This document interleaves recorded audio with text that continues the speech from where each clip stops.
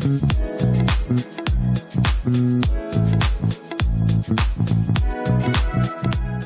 welcome to our Microbial Mind studio. We are discussing a highly debated topic, which is should livestock vaccines be mandatory? It is essential for public health or viruses farmers, right? So now our expert panel will explore the scientific, ethical, economic, and social sides for these debates. But first and foremost, I will introduce our expert panel. Dr. Alia is a veterinary scientist who will explain the science behind the livestock. Ms. Ling is a farmer who supports mandatory vaccinations. Ms. Ida is another farmer, Asia, and economist. Lastly, Jezebel as advocate consumer. Okay, this is Hidayah as a moderator who will moderate our discussions, guiding the conversations and ensuring all the perspectives explored reach fairly. Thank you. To start, let's look at the science. Livestock vaccines are designed to prevent infectious disease like foot and mouth disease and bird flu, which can devastate farms and spread to other animals. By vaccinating livestock, we can prevent disease outbreaks, reduce antibiotics, and ensure food safety. However, there are concerns. Over-vaccination could potentially lead to vaccine-resistant strain, just as overusing antibiotics can create superbug. Additionally, while most vaccines are safe, some may have side effects or fail to provide full immunity. That is interesting. Some critics argue that vaccine might lead to stronger vaccine-resistant disease. So, Dr. Ali, how do we prevent this from happening? Good question. The key is strategic vaccination, meaning we target high-risk areas instead of mass vaccinating vastly. Also, continuous research have improved vaccine effectiveness and safety. To prevent vaccine-resistant disease in livestock, vaccines should be used responsibly and rotate or combined to limit pathogen adaptation. Regular monitoring good farming practices like improved sanitation and biosecurity and ongoing vaccine research essential. Together, this measure effective vaccination while minimizing resistant risk. I see. So, Dr. Ali, what will you say to farmers who are hesitant to vaccinate because they fear of side effects or vaccine failures? Well, most modern livestock vaccines undergo rigorous testing before being approved. While no vaccine is 100% effective, they significantly reduce disease severity and transmission. Also, advancement in vaccine technology continue to improve safety and efficacy. Okay, thank you, Dr. Alia, for the explanation earlier. So now, let's hear from the farmers directly affected by this disease. So, Ms. Lee, why do you believe vaccination should be mandatory? I've been farming for 15 years and I have seen firsthand how devastating disease outbreak can be. 5 years ago, I lost nearly half my poultry to Newcastle disease because some farmers in my area refused to vaccinate. The disease spread and within weeks, hundreds of farms suffered loss. If all farmers vaccinated, the outbreak could be prevented. That's a strong argument. You mentioned economic loss. So, how much did it cost you? Easily over 50,000 in losses, not just from dead chickens, but also from customers losing trust in my farm products. It took me 2 years to recover. That's why I support mandatory vaccination. It protects not just my farm, but the entire industry. As a farmer, my biggest concern is disease outbreak. A single outbreak could wipe out my entire livestock. Mandatory vaccination ensures that all farmers are protected, not just those who can afford it.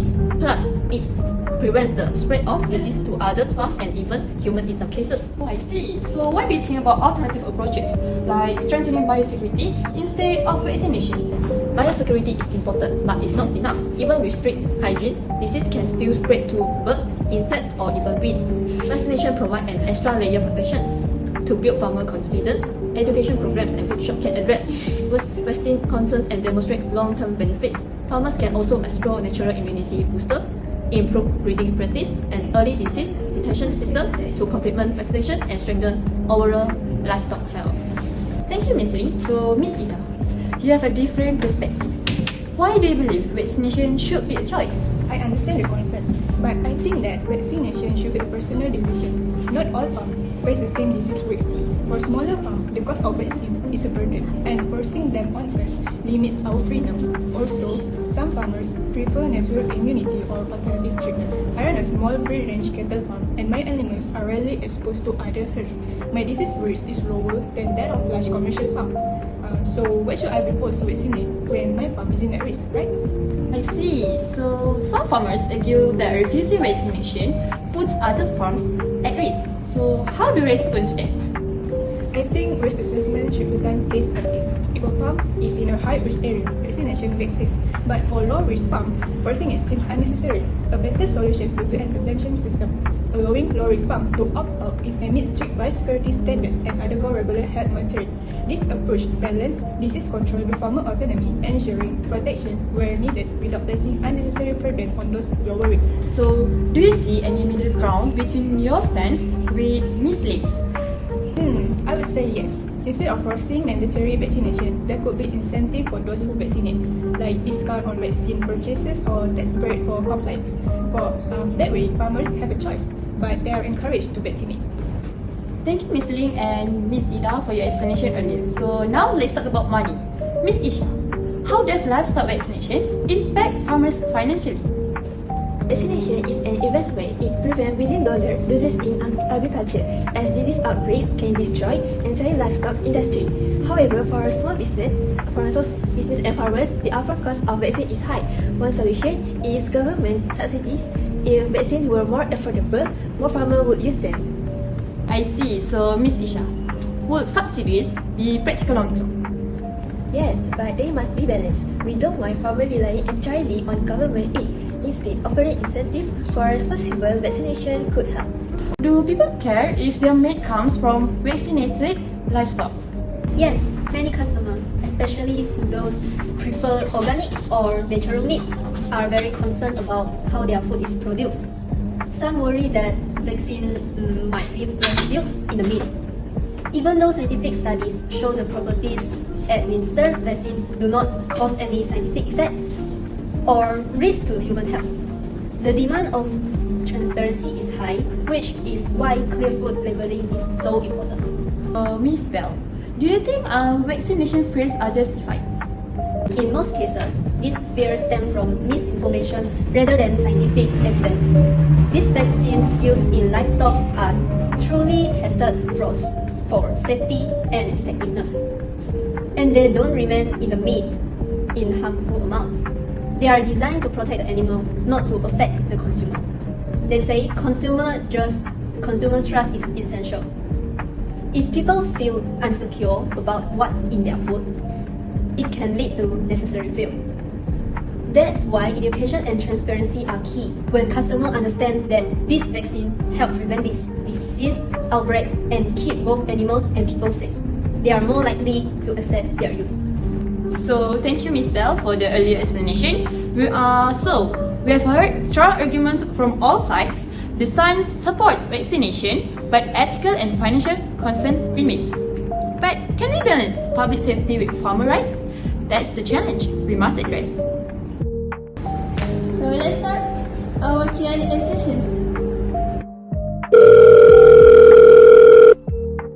Hello, my name is Amina. I love eating chicken so much, but is it safe if the chicken was vaccinated? Thank you.